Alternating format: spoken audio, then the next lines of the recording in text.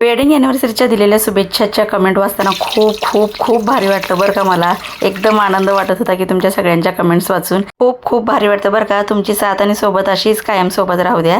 आता इथं मी केलेलं आहे अंडा करी मस्तपैकी. ही लहानपणची आठवण आहे बरं का. आमच्या इथे भाड्याने जे बंगाली भाभी राहत होती ना त्यांचीच ही रेसिपी आहे. त्याआधी काय करायच्या माहिती आहे, सरसोच्या तेलमध्ये अंडी अशी फ्राय करून घेतात, बटाटेसुद्धा फ्राय करून घेतात. इथे बटाटे मी केलेले नाही आहेत आणि बटाटेसुद्धा टाकतात. इथे कांदा, टोमॅटो, कोथिंबीर, आलं लसूण पेस्ट ह्यांची एकत्रित पेस्ट वाटण केलेले आणि मस्तपैकी हे मसाला शिजू द्यायचा चांगला तवंग येईपर्यंत आणि आपल्या घरातले जे रेग्युलरचे मसाले तेच टाकायचे आणि मग नंतर ग्रेव्ही चांगली शिजली की नाही मग त्याच्यात हे अंडे टाकायचे. अंडे टाकल्यानंतर जास्त बॉईल होऊ द्यायचं नाही, 5 मिनटं शिजलं की झालं. मग मस्तपैकी अशी अंडा करी होते. एकदा करून बघा आणि गरम गरम भाकरीसोबत किंवा भातासोबत पण अप्रतिम अशी लागते. करून बघा, एकदम छान लागते टेस्ट. काय नसलं की मी अशीच करते बरं का. तुम्हाला कसा वाटला व्हिडिओ लाईक शेअर आणि सबस्क्राईब नक्की करा बरं का. भेटू पुन्हा.